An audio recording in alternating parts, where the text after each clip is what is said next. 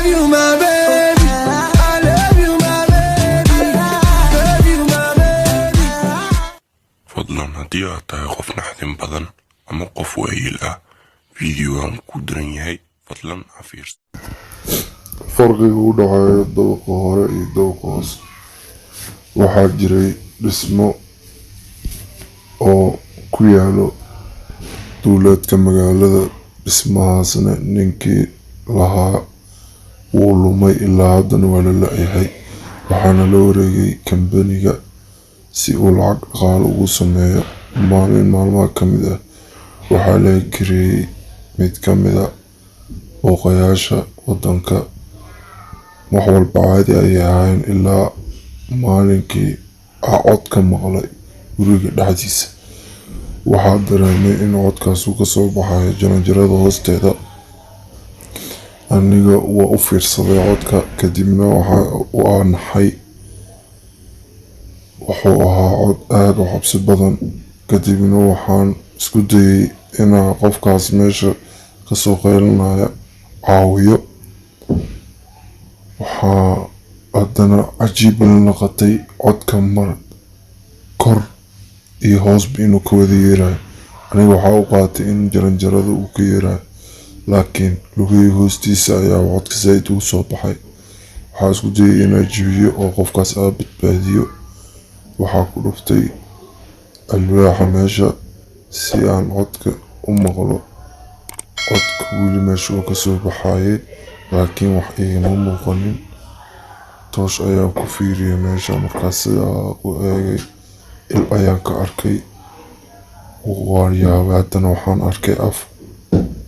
kadibna anigoo yaaban oo naxsan ayaa waxaa dhahay haygu cabsi gelin. waxaan isku dayay inaa meesha kaa soo bixiyo wax yar dulqaado. markaa meesha sii jijibin maaday waxaa la yaaba waxaa kasoo baxay albaab oo sir ah meesha. albaabkii markaa aan furay aan isdhahay qofka meesha kasoo badbaadi. gacanta ayaa u dhiibay. marka laakiin waxaa la yaabay gacantii ayaa waxaa ku dhigay gacmo badan ilaa 5 gacmo.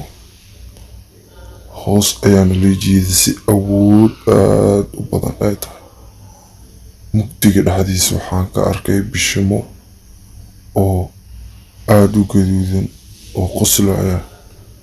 kadibna naxdin aniga meel aa tagayaan waaye. kadibna carabka ayuu ishii geliyay. waa soo booda anigoo naxsan oo la yaaban waxa gacanteeda ku dhaxay.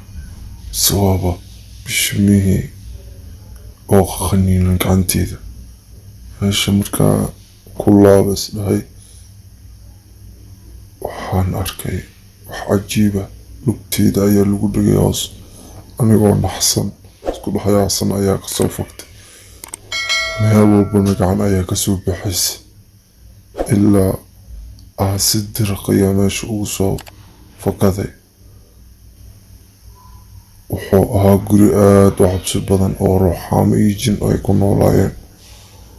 waxaana yaqiinsaday qofkaas oo iga kareeyaba inuu ahaa nin ruuxaana.